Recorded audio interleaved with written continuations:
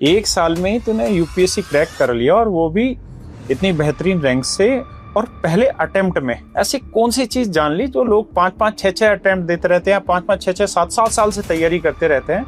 सबसे बड़ी बात जो मैंने समझी वो सिटिंग विद माई सेल्फ और खुद को जानना, खुद की कैपेबिलिटीज को एक तरह से जो स्वॉट एनालिसिस हम कहते हैं वो करा मैंने बैठकर। एक अगर आप तैयारी जब आपने स्टार्ट करने की सोची होगी तो क्या आपने सबसे पहले सोचा कि कहाँ से स्टार्ट करूँ मैं? बेसिकली तुम जैसे बच्चे जो 21-22 साल के बच्चे होते हैं, इतने मैच्योर भी नहीं होते हैं, लेकिन इंटरव्यू में कैसे बेटर परफॉर्म कर देते हो आप लोग?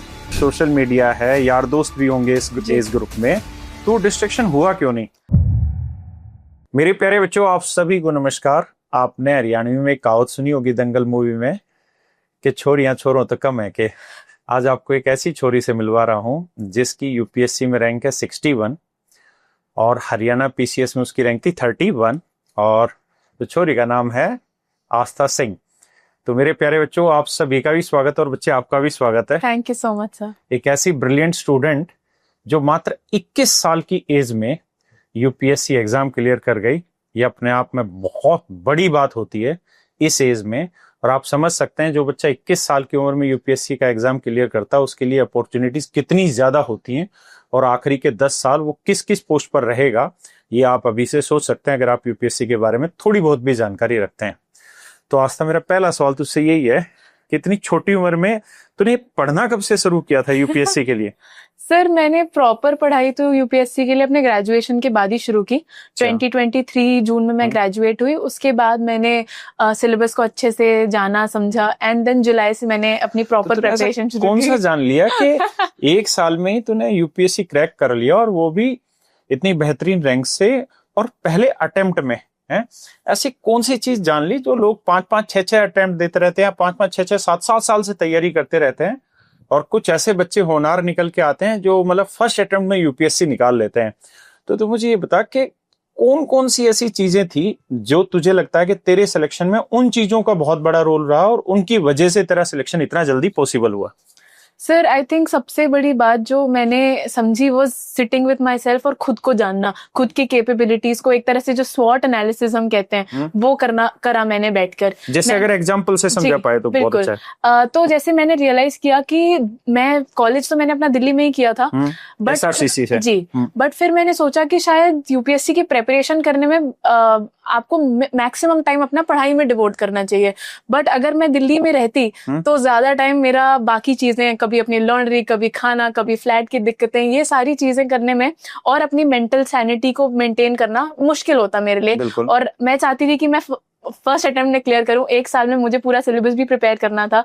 उस करके मैंने सोचा कि मैं घर जाके प्रिपरेशन करूंगी। तो पहला बड़ा डिसीजन। तूने दिल्ली से नहीं किया? नहीं सर, घर जाके। तो पहला डिसीजन मेरा ये था कि मैंने ये रियलाइज किया कि मैं घर से भी कर सकती हूँ preparation. Second was with regarding to a foundation course in a coaching. तो मैंने ये भी रियलाइज किया कि मोस्ट ऑफ द मैटर जो इम्पोर्टेंट आता है वो होता है स्टैटिक, और स्टैटिक के काफी बेसिक सोर्सेज भी अगर आप पढ़ लेते हैं अच्छे से और मल्टीपल टाइम्स अगर उन्हें रिवाइज कर लेते हैं तो आप इतने प्रिपेयर्ड होते हैं कि you can go in the exam confidently. तो ऐसा कुछ है नहीं कि जो आप खुद नहीं कर सकते and that you need a full year of foundation course. ये भी मैंने रियलाइज किया कि मैं मे भी जल्दी सिलेबस को कवर कर पाऊं अपने हिसाब से सेल्फ स्टडी से करके। तो इसलिए मैंने वो डिसीजन भी लिया कि मैं ना करूं एक फाउंडेशन कोर्स। तो आई थिंक ये दो प्राइमरी डिसीजंस थे जिसकी वजह से मैंने टाइम सेव किया थोड़ा अपना और जिसकी वजह से मैं टाइम पे सिलेबस कर पाई और फर्स्ट अटेम्प्ट में अपना बेस्ट दे पाई। क्योंकि सच में मतलब समझना बड़ा मुश्किल होता है। हम एसएससी जैसे एग्जाम में या बैंकिंग जैसे एग्जाम में तो फिर भी 1% कह देते हैं कि बिना कोचिंग के आपका हो जाएगा, लेकिन यूपीएससी जिसका इतना बड़ा हवा बना हुआ है उसको बिना कोचिंग के क्लियर करना वो सच में बहुत बड़ी चीज है। लेकिन ये भी बात बिल्कुल ठीक है कि अगर आप एक साल में उस एग्जाम की तैयारी कर रहे हैं तो आपने उसका सेल्फ एनालिसिस बहुत ज्यादा बार किया होगा जी। अच्छा, मुझे एक चीज ये बताना कि जब आप खुद पढ़ रहे थे तो देखो टीचर के पढ़ाने में और खुद पढ़ने में एक छोटा सा डिफरेंस जो मुझे नजर आता है वो ये कि टीचर को ये पता है कि पीछे एग्जाम में क्या क्या आ रहा है, क्या चीज पूछी जा सकती है, क्या नहीं पूछी जा सकती, उसको ये सारे क्राइटेरिया पता होता है जी। लेकिन एज ए स्टूडेंट ये बहुत मुश्किल हो जाता है कि हम क्या पढ़ें और कौन सी चीज ना पढ़ें या कितना पढ़ें जी। वो तुमने डिसाइड कैसे किया? सर आई थिंक अगेन जैसे मैंने बात की कि एक सेल्फ एनालिसिस करना, खुद को पहचानना बहुत इंपॉर्टेंट है before you make any of this decisions regarding coaching या गाइडेंस या मेंटोरशिप। तो मेरे हिसाब से प्राइमरी जो मोटिव होता है कोचिंग्स का, that is to guide you, give you a direction, give you discipline. अगर आप वो चीजें खुद से कर सकते हो, then maybe you don't need it. But अगर आप अपने अंदर वो डिसिप्लिन नहीं ले पाते हो, आपको नहीं समझ आता कि मैं कहाँ पे बाउंड्री लाइन ड्रॉ करूँ कि इतना पढ़ना है, ये सारी चीजें रेलिवेंट है या नहीं है, तो then you go for coachings, right. But मुझे ऐसे लगा कि PYQs देखकर, मेरे कुछ सीनियर थे जो दे रहे थे ये एग्जाम्स, प्रिपरेशन कर रहे थे कुछ टाइम से, ऑनलाइन इतनी सारी गाइडेंस अवेलेबल है जिसको मैंने यूटिलाइज किया, और मुझे लगा कि ठीक है, आई नो इनफ कि मैं ये डिसीजंस अपने लिए खुद ले सकती हूँ। तो ऐसे मैंने किया। तो मैंने बहुत ऑनलाइन रिसोर्सेज का यूटिलाइजेशन किया। आई टॉक टू सीनियर्स, मैंने उनसे गाइडेंस ली कि कौन से रिसोर्सेज मैं पढ़ सकती हूँ, कौन से फ्री रिसोर्सेज हैं जो मैं पढ़ सकती हूँ, या अफोर्डेबल जो भी ऐसे क्रैश कोर्सेज होते हैं। तो ये सब मैंने करा, और PYQs को देख देख कर मैंने अपनी एक तरह से बाउंड्री ड्रॉ करी कि ठीक है, ये रेलिवेंट है। अच्छा, मुझे एक चीज का जवाब दे कि तूने तो SRC से मेरे से बच्चे ग्रेजुएशन किए, वहां तूने हिस्ट्री तो पढ़ी नहीं होगी, पॉलिटी तो तूने पढ़ी नहीं होगी, तो 3 साल तेरी जर्नी एक डिफरेंट डायरेक्शन में थी, और उसके बाद तुझे ये सब पढ़ना पड़ा, और वो भी तूने बिना कोचिंग के और घर पे बैठ के पढ़ा। तो मेरे 3 सवाल हैं तेरे से। पहला ये कि जिन सब्जेक्ट को तूने नहीं पढ़ा, उनको फर्स्ट टाइम पढ़ रही थी, तो उसको कैसे मैनेज कर रही थी पढ़ने के लिए, क्योंकि 11th-12th में भी आपने वो सब्जेक्ट नहीं पढ़े, उसका ग्रेजुएशन में नहीं पढ़े। दूसरा, आज के समय में बहुत बड़ी चीज हो जाती है कि घर पे बैठ के अकेले अपने आप को मोटिवेट रखना और कंसिस्टेंट रखना, वो बड़ा सवाल हो जाता है। तीसरा, हर एक बच्चा ये समझता है कि लाइब्रेरी में जाके पढ़ने से एक माहौल अच्छा मिलता है, कंपटीशन थोड़ा फील भी होता है, और वहाँ कंटिन्यूटी बन जाती है। तो मेरे को तीनों सवाल का जवाब देना कि तूने लाइब्रेरी क्यों नहीं ज्वाइन की, सब्जेक्ट वाला और कंसिस्टेंसी वाला। जी सर, सब्जेक्ट वाली बात, तो मैं कॉमर्स की स्टूडेंट थी, और 10th तक भी मेरे लिए ऐसे साइंस और सोशल साइंस एज सच मुझे पसंदीदा मेरे सब्जेक्ट्स थे नहीं। तो ऑब्वियसली मुझे इसका डर था कि मैं कैसे करूंगी ये सब्जेक्ट्स। बट जैसे जैसे मैंने पढ़ना शुरू किया, मेरा इंटरेस्ट बढ़ता गया। आई थिंक एक बात है कि मुझे पढ़ना इन जनरल काफी पसंद है, तो मैंने जब बुक्स देखी तो थोड़ी मोनोटोनस तो लगी मुझे। तो मैंने क्या किया, मैंने यूट्यूब पे वीडियोस देखे, टीचर्स के लेक्चर्स देखे जो भी फ्रीली अवेलेबल है, तो उनको देख के मेरा धीरे धीरे इंटरेस्ट बढ़ने लगा। और फिर मेरा एक ये रहता है कि अब मैंने कुछ उठाया तो मैं इसको एकदम अच्छे से ही करूंगी। I will not do half heartedly. तो इसलिए मैं कभी भी अगर बोरिंग भी लगता था, पर पता है कि करना तो है ही, अब ले लिया ये अपने ऊपर काम, तो then you can't just leave it, right. तो ये था। And talking about consistency, I think ये मेरा सबसे बड़ा प्लस पॉइंट रहा है कि मैं कंसिस्टेंट रही थ्रू आउट। ऐसे दिन थे कि मैं ज्यादा नहीं पढ़ पाती थी, इवन ड्यूरिंग मेंस में 6-7 घंटे ही शायद पढ़ पाती थी बीच में, क्योंकि मेरी हरियाणा सिविल सर्विसेज की ट्रेनिंग होती थी। बट मैंने कंसिस्टेंट रखा, कभी ऐसे नहीं कि कुछ बुरा हुआ लाइफ में या कुछ भी ऐसे टर्निंग पॉइंट आया और आपने बस छोड़ दिया, ब्रेक ले लिया। तो कंसिस्टेंट रखने के लिए मैं एक तो खुद को नेगेटिव मोटिवेशन भी देती थी काफी, कि मैं नहीं पढ़ूंगी तो कोई दूसरा वहां बैठ के पढ़ रहा है और मेरी ड्रीम जॉब मुझसे लेने के लिए खड़ा है, तो अगर मैंने नहीं एफर्ट डाला तो कोई और ले जाएगा, राइट। एंड लाइब्रेरी वाला तो थैंकफुली मुझे ऐसे घर पे मेरे काफी अच्छा कंड्यूसिव एनवायरनमेंट मिला पढ़ने का। मेरे मम्मी पापा ने हमेशा मुझे they have prioritized my पढ़ाई over anything and everything। तो मुझे कभी कोई प्रेशर नहीं था, कोई ऐसे घर पे दिक्कत नहीं थी कि माहौल नहीं बन रहा पढ़ाई का। तो मुझे लगा कि why waste the time and energy to go to a library, जब मैं घर पे ही उतने मोटिवेशन से पढ़ सकती हूँ। एंड ओवर दैट ऐसे सोशल मीडिया वगैरह ये सारी चीजों से भी, और शोज देखना नेटफ्लिक्स पे, ये सब मुझे कभी एज सच डिस्ट्रैक्टिव नहीं रहा मेरे लिए। डिस्ट्रैक्शन नहीं था, बल्कि मेरा दिमाग उनसे फ्रेशन होता था। तो ये जो भी डिस्ट्रैक्शंस होती हैं वो मुझे दिक्कत लेके नहीं आई, जिस वजह से मैंने घर पे ही तो डिस्ट्रैक्शन हुआ क्यों नहीं? अगर मोबाइल था नजदीक तो सोशल मीडिया है, यार दोस्त भी होंगे इस एज ग्रुप में, तो डिस्ट्रैक्शन हुआ क्यों नहीं?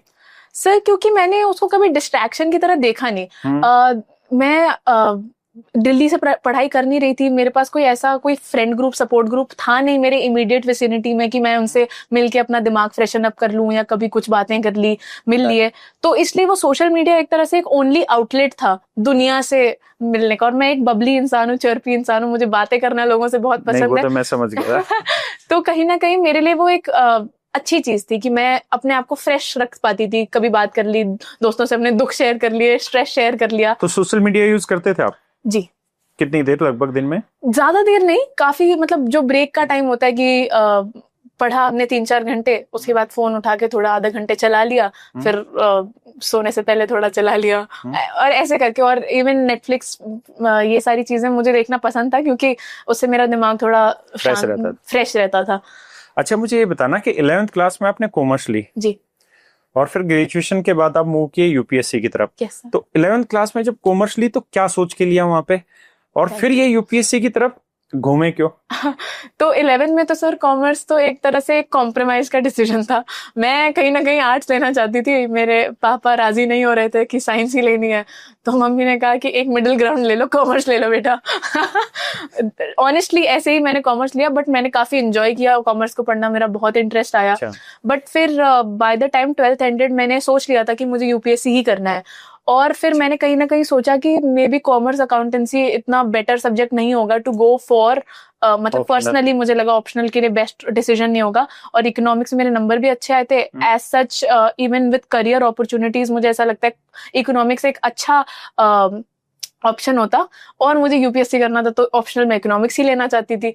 तो ये सब सोच के मैंने कहा कि मैं इकोनॉमिक्स ऑनर्स करती हूँ डीयू से। अच्छा, जिन बच्चों के कॉमर्स रहता है, जो अकाउंट्स वगैरह पढ़ते हैं, उनकी राइटिंग बहुत खराब हो जाती है, क्योंकि मैं भी कॉमर्स से पढ़ा हुआ हूँ, तो मैंने देखा मेरे साथ के भी, क्योंकि हम जब अकाउंट्स का काम करते थे तो वो रफ राइटिंग ज्यादा हो जाती थी, और यूपीएससी में राइटिंग स्किल का बहुत बड़ा यूज होता है ना। आपका बेसिकली हम ये कह सकते हैं फर्स्ट इंप्रेशन राइटिंग से ही आता है कि आप किस तरह से चीजें लिखने लग रहे हैं। तो लड़कियों में खास विशेषता है कि वो राइटिंग मेंटेन कर लेते हैं कॉमर्स के बावजूद। और आप जब 12th के बाद आपने सोचा था कि मैं यूपीएससी की तरफ मूव करूंगी, तो क्या आपने तब थोड़ा थोड़ा ध्यान देना स्टार्ट किया था यूपीएससी की तरफ? सर 12th जब खत्म हो गई थी ना, तब मैंने सोचा कि मैं यूपीएससी फाइनली करूंगी। मतलब काफी एम्स चेंज होते रहते हैं 12th तक, तो कि कभी एस्ट्रोनॉट बनेंगे, तो कभी एयर होस्टेस, तो कभी यूपीएससी। तो by the time I decided, तो इमीडिएटली तो कुछ नहीं किया क्योंकि कोविड आ गया था जैसे ही मेरा स्कूल एंड हुआ, तो वो 2 साल तो ऐसे ही निकल गए, कॉलेज लाइफ के भी। एंड मैंने एज सच कभी मुझे राइटिंग का इशू कुछ आया नहीं, तो नेचुरली ही मेरी राइटिंग ठीक थी। And after my graduation is when I put actual effort into, वो पूरा 1 साल मैंने सिर्फ यूपीएससी को डेडिकेट किया। अप अंटिल कॉलेज लाइफ मैंने अपनी कॉलेज लाइफ एंजॉय करी। और जब आप ट्रेनिंग पे हरियाणा में ट्रेनिंग पे थे, उस ड्यूरेशन में आपने मींस भी लिखा है यहाँ पे, तो उस समय तो बहुत मुश्किल होता होगा उस चीज पे भी ध्यान देना, और फिर आप कह रहे हैं कि 6 घंटे पढ़ना पड़ रहा, टाइम मिल पा रहा था। वैसे अमूमन कितनी देर पढ़ते थे आप दिन में? सर प्रीलिम्स के टाइम पे आई थिंक मैक्सिमम टाइम में पढ़ती थी, दैट वाज अबाउट 12 आवर्स। तो मैंने जनवरी से लेके आप बोले जून तक मैंने हर दिन 12 घंटे पढ़ने की कोशिश करी। और बट फिर जैसे ही मेंस का टाइम आया, मेरी ट्रेनिंग के साथ सब क्लैश हुआ, तो फिर मैं ज्यादा टाइम दे नहीं पाई। तो उस टाइम पे मैंने अपना स्मार्ट वर्क करने का ज्यादा यूटिलाइज किया। जो मेरे पहले से बड़े नोट्स थे मैंने उन पे ही फोकस किया। वैल्यू एडिशन पे मैंने ज्यादा मेहनत करी कि कुछ ऐसे कंसाइज एकदम नोट्स और डेटा बैंक बना लिया। उसी को मैं मल्टीपल टाइम्स रिवाइज करती थी, क्योंकि जेनरिक पॉइंट्स तो आप प्री का पढ़ते हो और ओवरऑल 1 साल पढ़ते हो तो आपको आते हैं हर सब्जेक्ट से रिलेटेड, बट उसको स्पेसिफिक बनाना, उसके लिए कुछ डेटा, कुछ स्टैटिस्टिक्स, कुछ कमिटीज के नाम, ये सारी चीजों का मैं एक कंसोलिडेटेड नोट्स बनाती थी 4-5 पेज के for GS1, GS2, GS3, GS4। और बस उसको मैंने फोकस किया पढ़ने पे। तो उस हिसाब से मैं टाइम मैनेज कर पाई फॉर मेंस आल्सो। अच्छा, तो मुझे ये बता कि सीसेट में तो मैथ और रीजनिंग आया जी, और कॉमर्स विदाउट मैथ लिया या कॉमर्स विद मैथ्स था? तो चलो फिर तो ठीक था, सीसेट में बहुत दिक्कत नहीं आई होगी। हाँ, जैसे एक बेसिक लेवल ऑफ अंडरस्टैंडिंग तो जो सीसेट के नॉर्मल क्वेश्चंस है वो तो हो ही जाते थे। तो पीवाईक्यू से किया हो? जी मैंने पीवाईक्यूज किए। मैं सारे जो पीवाईक्यूज आते हैं, फॉर एग्जांपल 2023 का पेपर है, पूरा एक पीवाईक्यू के फॉर्म में सॉल्व किया। बट उससे पहले through video lectures and everything मैंने एक बार पूरे सिलेबस को पढ़ा था। और जो भी पीवाईक्यूज थे उनको सॉल्व किया था। फिर उसके बाद जब मैं प्रैक्टिस करती थी तो कोई मॉक टेस्ट लगा लिए, कभी पीवाईक्यूज कोई मॉक टेस्ट की तरह लगा लिया। बस इतनी ही मेरी सीसेट की प्रेपरेशन थी।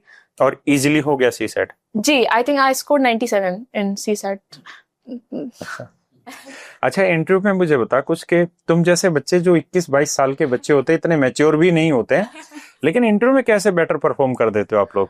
सर आई थिंक वो कहीं ना कहीं कुछ एडवांटेजेस तो होते होंगे विद एज और with the way you speak. I think I don't exactly know वो लोग क्या देखते हैं, किसी को भी नहीं पता what they are seeking. But एक मुझे जहां तक लगता है, अगर आपके वे ऑफ टॉकिंग में कॉन्फिडेंस है, आपकी पर्सनैलिटी कॉन्फिडेंट है, and you are not shy when it comes to एक बहुत ही दिग्गज लोग आपके सामने एक पैनल बैठा होता है और आप वहां पे शाय अवे नहीं करते और आप कॉन्फिडेंटली अपने ओपिनियंस रख पाते हैं। मेरे हिसाब से एक बात है कि आपको डिप्लोमेटिक नहीं होना है हर क्वेश्चन में, रादर आपको एक थोड़ा आपका एक ओपिनियन, आपकी खुद की थॉट प्रोसेस होनी चाहिए। That is what they are looking for, rather than कि आप हाँ भी कह रहे हो ना भी कह रहे हो। बट अगर आप स्ट्रांगली अपना पॉइंट रखते हो, दे रियली अप्रिशिएटेड। तो अगर ऐसी ऐसी चीजें और अपना जो सब्जेक्ट है उसमें आपकी होल्ड है, and when you don't know something you are very confidently able to say कि नहीं आता मुझे, and then you proceed to the next question with the same amount of confidence, तो फिर I think these things work out. कोई खास question जो तुझे याद हो भी इंटरव्यू में पूछा गया और बता सकते हो? एक क्वेश्चन था, explain inflation to a 5-year-old, क्योंकि मेरा इकोनॉमिक्स ऑप्शनल है। क्या फिर से explain inflation to a 5-year-old, 5 साल के बच्चे को। तो मैंने एक कैंडी के एग्जाम्पल से कहा कि पहले तुम्हारे पास 10 रुपए थे, उसमें तुम 10 कैंडीज खरीद पाते थे, आज उन्हीं 10 रुपयों में तुम 5 कैंडीज खरीद पा रहे हो। तो पैसे तुम्हारे पास, वो खुश हुए, बट उसमें उनका फॉलो बैक भी था कि रीजंस क्या है इन्फ्लेशन के। तो लाइक आई सेड कि उस मोमेंट में मैं एकदम क्विकली नहीं थिंक कर पाई कि कैसे मैं एक 5 साल के बच्चे को कॉम्प्लेक्स रीजंस ऑफ इन्फ्लेशन बता पाऊं। तो मैंने उन्हें कह दिया, sir at the moment I can't think, I am really sorry, and they appreciated it, then they moved on to the next question. Nice. So Astha, सबसे पहले मैं आपसे जानना चाहूंगा कि हम प्री मेंस और इंटरव्यू के 3 चरण से होकर गुजरते हैं अपनी तैयारी में। तैयारी कैसे स्टार्ट करें? एक अगर आप तैयारी जब आपने स्टार्ट करने की सोची होगी तो क्या आपने सबसे पहले सोचा कि कहाँ से स्टार्ट करूं मैं बेसिकली? सर सबसे पहले तो इम्पोर्टेंट है कि आप सिलेबस देखें, उसको देखे बिना तो यू कैन नॉट स्ट्रेटेजाइज कि मैं क्या पढूं क्या ना पढूं। तो biggest question is first you understand the syllabus. मैं ये नहीं कहूंगी कि आपके टिप्स पे होना चाहिए सिलेबस, बिकॉज फ्रैंकली मेरे भी नहीं है, but it should be there, आपके वॉल पे हो, आपके पास कहीं ना कहीं हो, तो आप उसे पढ़े। फिर उसके बाद आप कुछ डिसीजंस लें। आप सोचें कि क्या ये मुझे डुएबल लग रहा है, क्या मैं खुद से कर सकता हूँ, या मुझे लगता है कि ये मेरे लिए डिफिकल्ट होगा बिकॉज मेरा बैकग्राउंड कुछ और है, आर्ट्स के सब्जेक्ट मुझसे पढ़े नहीं जाते। तो आप फिर डिसीजन लीजिए मुझे कोचिंग लेनी है या नहीं लेनी है। फिर आप लीजिए कि आपको दिल्ली से करना है या घर से लेना है, आपके घर पे पढ़ने का माहौल है कि नहीं है। फिर तो जाके बात आती है कि अबाउट क्या पढ़े, राइट क्या पढ़े। अगर आप सेल्फ स्टडी कर रहे हैं देन मैक्सिमम टाइम जो आपका स्टार्टिंग का जाएगा वो होगा स्ट्रेटेजाइज करने में कि मैं ऑप्शनल अपना पहले पढूं या मैं जीएस अपना पहले पढूं। फिर जीएस में पढ़ने वाला हूं अगर, तो कोई भी सब्जेक्ट है तो उसमें मैं क्या क्या पढूं। मैं बोलूंगी कि आप बेसिक सोर्सेज पढ़ें। सिर्फ आप बेसिक सोर्सेज अगर 3-4 बार रिवाइज कर लेते हैं अपने प्रीलिम्स तक, दैट इज इनफ। तो just keep 1 or 2 core sources, और फिर आप कोई एक करंट अफेयर्स का सोर्स पकड़े, ठीक है। That can be a monthly magazine और अ ईयर लॉन्ग कंपाइलेशन। तो वही है कि जब भी आप कोई सब्जेक्ट शुरू करते हैं उसके पहले के 3-4 दिन आप यूट्यूब पर देखें, कुछ सोर्सेज देखें, अपने किसी मेंटोर से बात करें या अपने सीनियर्स से बात करें, एंड देन यू रियलाइज कि ठीक है ये कोर्स में पढ़ लूंगी, बस फोमो नहीं रखना है। उसके बाद ये नहीं कि आपने 10 दिन पढ़ा एक बुक, फिर आप कह रहे हैं यार ये बुक में मजा नहीं आ रहा, मैं सोच रहा हूँ कि ये वाली बुक भी पढ़ लेता हूँ। ये नहीं करना है। आपने एक बार सोर्स डिसाइड कर लिया, यू जस्ट टिक टू। तो आप पहले टाइम डालो कि आप सही सोर्स चुनो, and then just put time into it, take 15 days 20 days however much it takes, एक कंप्लीट करें आप subject and then move on to the next. तो मैंने ऐसे ही करा। मैंने स्टार्टिंग की अपनी प्रिपरेशन ऑप्शनल की क्योंकि मुझे ऐसा लगता है कि before your prelims once your optional should be done, एकदम एंटायरली आप एक बार पूरा कवर कर लें ऑप्शनल, एंड उसके साथ साथ आप उनके पीवाईक्यूज भी सॉल्व कर लें एक बार। तो अगर आपने इतना कर लिया तो आपकी mains preparation to a large extent is sorted, क्योंकि optional is the most important, right. तो ये करा मैंने, और फिर जीएस में साइड बाय साइड आप एक सब्जेक्ट अपना उठा सकते हैं with your optional, take 2 weeks and start finishing it ऐसे धीरे धीरे। ओके, सो आस्था, जैसे हम ऑप्शनल पे आते हैं, बच्चों को ऑप्शनल चूज करने में किन बातों का ध्यान रखना चाहिए, जो सबसे मोस्ट क्रूशियल चीजें हैं कि ये होनी चाहिए बच्चे को ऑप्शनल चूज करते हुए? जैसे आपका देखा जाए तो आपकी बैकग्राउंड कॉमर्स रही, आप एसआरसीसी से इकोनॉमिक्स ऑनर्स में रहे, आपने इकोनॉमिक्स ऑप्शन चूज किया, बहुत ही सीधा बात है जी। लेकिन आजकल हम देखते हैं कि कुछ बच्चे इंजीनियरिंग कर रहे हैं, कुछ बच्चे बीएससी कर रहे हैं, but they are taking like कोई एंथ्रोपोलॉजी ले रहा है, कोई सोशियोलॉजी ले रहा है। तो आपके अकॉर्डिंग कौन सा ऑप्शनल और किस तरीके से ऑप्शनल को चूज करना बच्चों के लिए सही रहेगा?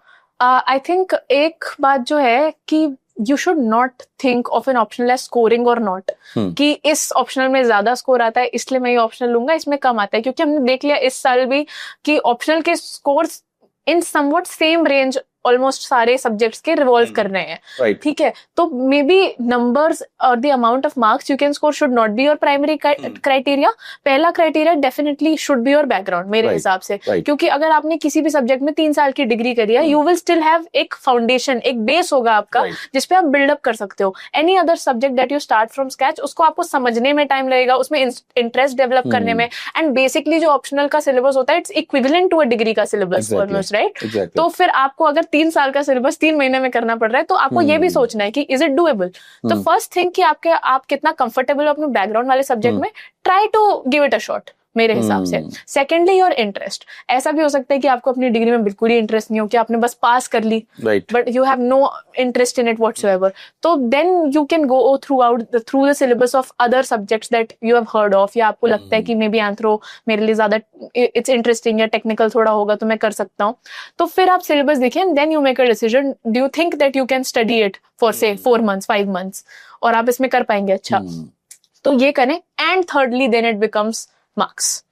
फिर लास्ट क्राइटेरिया होना चाहिए कि स्कोरिंग है या नहीं स्कोरिंग है.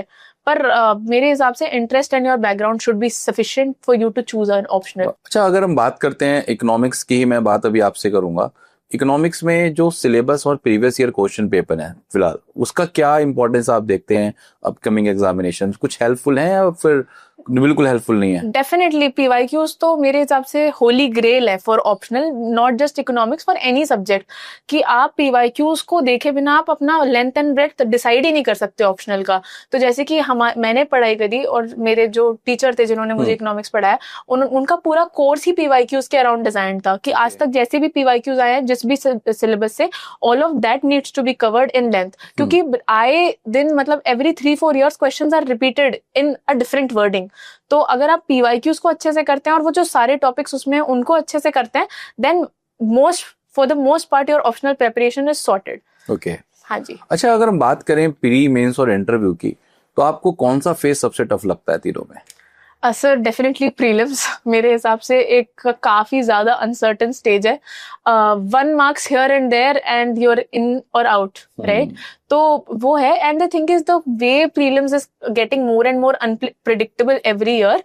जिस तरह के क्वेश्चंस के वर्डिंग, क्वेश्चन के टाइप्स, ऑप्शंस के टाइप्स, सब कुछ हर साल ही बदल रहा है ऑलमोस्ट. तो उसकी अनप्रिडिक्टेबिलिटी की वजह से मुझे वो डिफिकल्ट लगता है. एंड सेकेंडली जैसे कि स्टैटिक पार्ट तो आप फिर भी कवर कर सकते हैं, बट जो करंट अफेयर्स हैं वो बहुत ही हाईली अनप्रिडिक्टेबल है. Right. तो I think because of these things मुझे प्रीलिम्स ज्यादा डिफिकल्ट लगता है. और थोड़ा लक का तो मुझे लगता है वहां पे खेल है. एंड मेंटल काम in the exam hall is what makes pre the most difficult part. साथियों, मेंटल काम की जहां तक बात है, ये बहुत बड़ा एक फैक्टर आपके प्रीलिम्स एग्जामिनेशन की प्रिपरेशन में होता है. अभी उसका मैं गीता जागता उदाहरण एक बार खुद ही इसका एग्जाम्पल बताएंगे, कैसे कोई जब अगर मेंटल काम है और नहीं है, कैसे इम्पैक्ट कर सकता है हमारे प्रीलिम्स के पेपर को, कैसे बिगाड़ सकता है? डेफिनेटली मतलब प्रीलिम्स का मैंने जो पर्सनली एक्सपीरियंस किया कि जब आप वो एग्जाम हॉल में जाते हैं, जो भी आपने आज तक मॉक टेस्ट दिए, कुछ भी किया है, सब फेल है वहां पे. बिकॉज जैसे मैं मॉक टेस्ट करती थी तो 1 घंटे में मेरा मॉक टेस्ट हमेशा हो जाता था, पर वहां पे मैं 1.5 घंटे में एक पूरा आइटरेशन भी नहीं कर पा रही थी. बिकॉज वहां पे स्टेक्स बहुत ज्यादा हाई होते हैं और आप हर चीज ओवरथिंक करते हैं. तो उस मोमेंट में थोड़ा अपने आप को एंशियस कम रखना बहुत जरूरी है. क्योंकि थोड़ी भी आपके अगर अंदर झिझक आई तो आता हुआ क्वेश्चन आप गलत कर सकते हैं. कोई आपने बस गलत ऑप्शन पे मार्क कर दिया, OMR में किसी क्वेश्चन के सामने क्वेश्चन नंबर गलत मार्क कर दिया. तो ये सारी चीजें हैं कि अगर आपका मानसिक संतुलन उस टाइम पे ठीक नहीं है, if you are not present there and you are stressing, तो वो आती हुई चीजें बहुत आपको हर्ट कर सकती हैं. तो that's why I think prelims में your calm and composure is very important. So Astha, मैं कुछ आपसे एक इम्पोर्टेंट बात यहाँ पे होती है एस्पिरेंट्स के मन में. कई बच्चे प्री और मेंस की तैयारी के लेकर बड़ा डाउट करते हैं कि प्री और मेंस को साथ लेकर चलना चाहिए, या कई बच्चों का अप्रोच होता है प्री निकल गया ठीक है, उसके बाद मेंस के लिए 3 महीने बचता है, उसमें तैयारी कर लेंगे. तो एग्जैक्टली प्री और मेंस को साथ लेकर कैसे चला जाए? और सबसे पहले मैं आपसे इसलिए पूछना चाह रहा हूं क्योंकि आपका जो दौर है बिल्कुल वो आपके ग्रेजुएशन से मिलता जुलता है. आपने ग्रेजुएशन करी, उसके पैरेलल आपने भी प्रिपरेशन करी है. तो कहां से और कैसे प्री और मेंस को साथ लेकर चला जाए? क्या एक राइट अप्रोच होनी चाहिए? किस तरीके से हम बच्चा आगे बढ़े? कैसे सिलेबस को कैटर करे? कैसे प्रीवियस ईयर क्वेश्चन पेपर को कैटर करे? उसके बारे में आप क्या कहेंगे? सर मेरे हिसाब से एटलीस्ट अंटिल अगर आपका पहला अटेम्प्ट है जैसे मेरा था, तो दिसंबर तक मैंने ट्राई किया मैं इंटीग्रेटेड तरीके से ही प्रिपरेशन करूँ फॉर प्रीलिम्स एंड मेंस। तो क्योंकि वो उसके बाद के 6 महीने मैंने पूरी तरह से प्रीलिम्स प्रिपरेशन में डिवोट किए। तो अगर आपको साथ में लेके चलना है अपनी प्रिपरेशन, तो पहले तो आप अपने ऑप्शनल को सॉर्ट आउट करें। पहले ऑप्शनल को आप खत्म करते हैं तो आपका मेंस से 50% एक तरह से मैं 40 to 50% मैं कहूंगी कि सॉर्टेड है। Most of your marks lay their, ठीक है, तो आप उसको सॉर्ट करें। सेकेंडली, आप कोई भी सब्जेक्ट उठाते हैं, try to read it in an integrated manner, कि मतलब आप सिर्फ प्री के पॉइंट ऑफ व्यू से नहीं, बट जो भी ऐसे मेंस के भी आप पीवाईक्यू देखें, प्रीलिम्स के भी पीवाईक्यू देखें, उस हिसाब से किसी भी टॉपिक को पढ़ेंगे और अपने नोट्स भी उसी तरह से बनाएं एक इंटीग्रेटेड वे में। तो ऐसे करें आप। और पीवाईक्यू एनालिसिस मेरे हिसाब से बहुत इंपॉर्टेंट है before starting any subject, and even after completing a particular topic you should always look at PYQs, और आपसे कितने बन रहे हैं, कितना नहीं बन रहा। कोई पीवाईक्यू आपसे नहीं सॉल्व हो रहा, then you go back and read it again, उस टॉपिक को मोर इन डेप्थ। और जहां तक ये बात है कि हम प्रीलिम्स हो जाएगा और फिर मेंस के लिए करेंगे, आई थिंक प्री और मेंस के बीच का गैप कम होता जा रहा है बल्कि अब तो you can not finish everything in that amount of time, और आप रिवाइज भी नहीं कर पाओगे ये चीजें। तो आप ट्राई करें कि मैक्सिमम जब तक आप प्रीलिम्स की प्रिपरेशन फुल्ली होल हार्टेडली नहीं शुरू करते, फॉर से जिनके सेकंड थर्ड अटेम्प्ट हैं, वो तो फेब तक भी पढ़ सकते हैं फॉर देयर मेंस। तो आप ट्राई करें इंटीग्रेटेड वे में सारे नोट्स बनाएं, जो भी जीएस के सब्जेक्ट्स होते हैं ऑफ पेपर 1, पेपर 2, पेपर 3, उनको सॉर्ट आउट करें, अपने नोट्स बना के कंसोलिडेट कर लें, ताकि जब आपके प्री क्लियर हो then you can just look at your notes. आज हम देखते हैं ट्रेडिशनल जमाना है कि कोचिंग का, कि आप घर से दिल्ली आ रहे हैं, आप ORN आ रहे हैं, मुखर्जी नगर आ रहे हैं, तैयारी कर रहे हैं अपनी, क्या ऑनलाइन कोचिंग आज बहुत फ्रूटफुल साबित हो पा रही, नहीं हो पा रही? Sir I think there are few institutes, at least मेरा जिनको मैंने देखा है या मैंने कहीं ना कहीं हेल्प ली है, जहाँ पे क्वालिटी मैटर मिल रहा है, डेफिनेटली इट हेल्प्स। और स्पेशली मेरे हिसाब से कॉस्ट के हिसाब से काफी बेटर हो गया है एस्पिरेंट्स के लिए, क्योंकि रहने का खर्चा बचता है, आपका ट्रैवल का सब ये बचता है of staying in Delhi. So I think online coaching is definitely taking over, but वही है कि यू शुड नो कि कहाँ पे आप के लिए हेल्पफुल मैटर मिल रहा है। सो थोड़ा रिसर्च आपको अपने एंड पे ऑनलाइन भी करना है। तो मतलब बच्चा घर बैठ के आराम से ऑनलाइन प्रिपरेशन कर सकता है? बिल्कुल, मेरे हिसाब से 100%, not only paid but there are also a lot of free resources available on YouTube, on other websites, and coaching institutes also give out a lot of free material, जिनको आप refer करें, और दे आर क्वालिटी मटेरियल्स। तो थोड़ा आपको अपने and पे research करना पड़ेगा, एफर्ट डालना पड़ेगा। There is everything available online. तो आपको at this point in the world, I don't think हमें move करना from one corner of the country to another for preparation is necessary. Everything can be done from the comfort of. अच्छा, एक genuinely आस्था, एक मुझे बात आपसे जाननी है। ऐसे बहुत सारे बच्चे हैं जो नॉर्मल डिग्री कॉलेजेस से अपना ग्रेजुएशन कर रहे हैं, बहुत सारे ऐसे बच्चे हैं। कुछ ही बच्चे हैं जो अच्छे इंस्टीट्यूशन से, DU से पढ़ रहे हैं, जैसे आप SRCC से पढ़े। मान लीजिए कोई बच्चा नॉर्मल कॉलेज का है, कोई आप SRCC से पास आउट है, कुछ आपको डिफरेंस लगता है दोनों के बीच में? सर कुछ ऐसा फर्क जो प्रिपरेशन में आपकी मैटर करता हो? आई थिंक वो इनिशियल फेज में जो एक कॉन्फिडेंस होता है ना, वो आ जाता है आपको आपके एकेडमिक बैकग्राउंड से। मतलब जैसे कि मैं हमेशा से अपने स्कूल लाइफ से till college I was good in academics, तो वो कहीं ना कहीं मुझे कॉन्फिडेंस था कि I can do this, UPSC भी मैं कहीं ना कहीं कर सकती हूँ। एंड सेकेंडली एक फॉर एग्जांपल SRCC जैसे कॉलेज से होने का एक सेफ्टी बैकअप भी आपको कहीं ना कहीं लगता है कि सेफ्टी नेट, कि if UPSC doesn't work out maybe I will find a good job, right? तो ये कुछ चीजें इनिशियली ही फेज में आपको कॉन्फिडेंस देती हैं कि आप इस प्रिपरेशन में अपने आप को फुल्ली डाल पाओ। But after a certain point when you 6 months into the preparation and फिर आप, मुझे लगता है सब एक पेडेस्टल पे आ जाते हैं, क्योंकि जिस तरह का सिलेबस है, जिस तरह की तपस्या की तैयारी है ये, आई थिंक कॉन्फिडेंस सबका गिर जाता है, चाहे वो कौन से भी लेवल से शुरू किया हो। तो I think it does not matter your college and everything, you should understand कि यूपीएससी एक है ही ऐसा एग्जाम कि कोई भी बैकग्राउंड से, कहीं भी कॉलेज से, किसी भी डिग्री में पढ़ा बच्चा कर सकता है उसे। It's a level playing field. So आप इस कॉन्फिडेंस से आए, don't worry about your past academic backgrounds, and it is अगर हम आस्था बात करें तैयारी को लेकर कि what is the right time for preparation, हमने 12th कर लिया, 12th पे आपके भी बहुत अच्छे मार्क्स रहे होंगे, तभी SRCC मिला। 12th के बाद फिर now you are in college, Right. तो ग्रेजुएशन के कौन से साल से हम प्रिपरेशन करना स्टार्ट करें, which will be the best year for us? क्या अच्छा साल हो सकता है, कौन से साल में तैयारी, मतलब साल का मतलब आई मीन टू से फर्स्ट ईयर सेकंड ईयर हम ग्रेजुएशन की प्रिपरेशन करना स्टार्ट करें, आपके अकॉर्डिंग क्या बेस्ट लगता है आपको?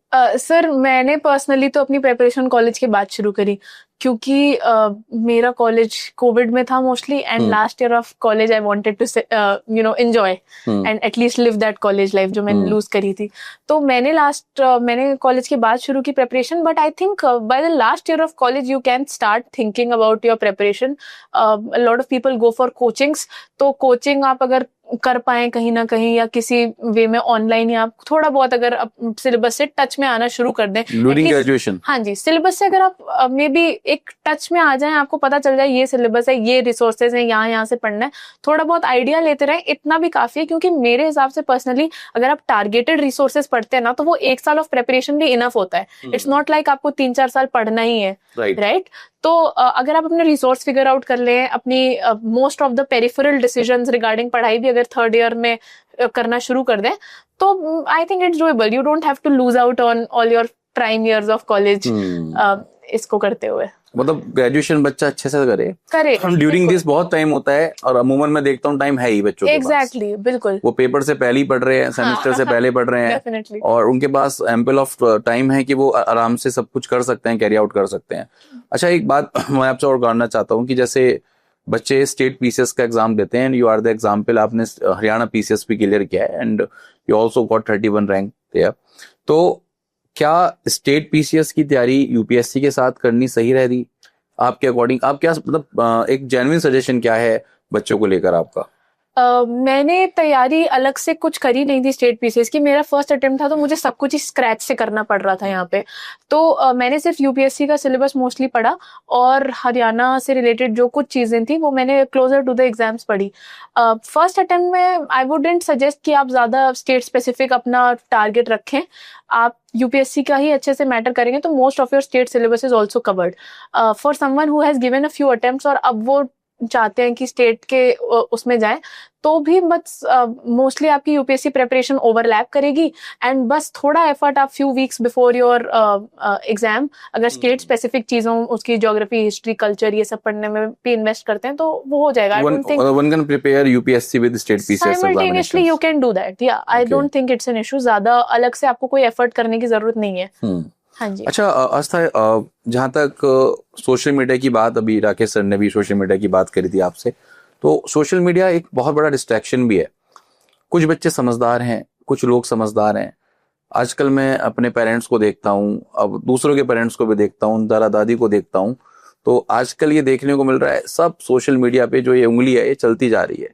तो क्या आप भी ऐसी थे कि अगर आपको, जैसे आपने जैसे बोला कि मैं बोर हो जाती थी पहले, सोशल मीडिया का यूज किया करती थी, और दिस गुड थिंग कि भाई आप बोर हो रहे हो तो आप यूज कर रहे हो, बट उसमें आपका टाइम डिवोशन कितना था? क्या रील देखते रहते थे, क्या देखते रहे सोशल मीडिया पे आप बेसिकली?